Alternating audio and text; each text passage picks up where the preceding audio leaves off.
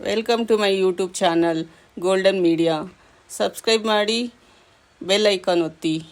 ಹಿಂದಿನ ಸಂಚಿಕೆಯಲ್ಲಿ ಲಕ್ಷ್ಮಿ ಅವರು ಭಾವನಾ ಅವರ ಹತ್ತಿರ ಹೋಗಿ ಮದುವೆ ವಿಷಯವನ್ನು ಮಾತನಾಡುತ್ತಾರೆ. ಆಗ ಭಾವನಾ, ನನಗೆ ಮದುವೆ ಬೇಡ ಅಮ್ಮ. ಮೊದಲಾದರೆ ನನಗೆ ಮದುವೆ ಆಗಿಲ್ಲ ಎಂದು ಯೋಚಿಸುತ್ತಿದ್ದೆ. ಈಗ ನನಗೆ ಮದುವೆ ಆಗುವ ಯಾವುದೇ ರೀತಿಯ ಯೋಚನೆ ಇಲ್ಲ. ನಾನು ಒಂದು ತಾಯಿಯಾಗಿ ಬದುಕುತ್ತಿದ್ದೇನೆ. ನನ್ನ ಬದುಕು, ನನ್ನ ಜೀವ ಎರಡು ಖುಷಿ.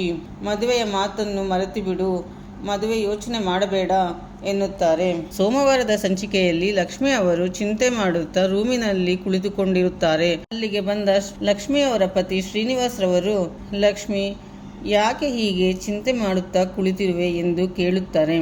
ಆಗ ಲಕ್ಷ್ಮಿ, ನನಗೆ ಮಕ್ಕಳ ಚಿಂತೆ ಬಿಟ್ಟು ಬೇರೆ ಏನೂ ಚಿಂತೆ ಇಲ್ಲ ಎಂದು ಹೇಳುತ್ತಾರೆ. ಆಗ ಶ್ರೀನಿವಾಸ್ ರವರು, ಎಲ್ಲರೂ ಚೆನ್ನಾಗಿದ್ದಾರಲ್ಲ, ಮತ್ತೇಕೆ ಚಿಂತೆ ಎಂದು ಕೇಳುತ್ತಾರೆ. ಲಕ್ಷ್ಮೀರವರು, ನಾನು ಭಾವನಾಳ ಹತ್ತಿರ ಮಾತನಾಡಿದೆ.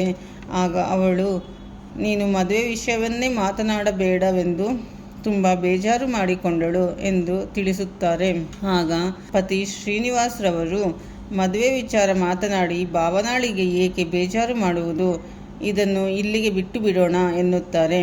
ನಂತರ, ಒಬ್ಬ ತಾಯಿಯಾಗಿ ನಿನ್ನ ನೋವು ಏನೆಂದು ನನಗೆ ತಿಳಿಯುತ್ತದೆ.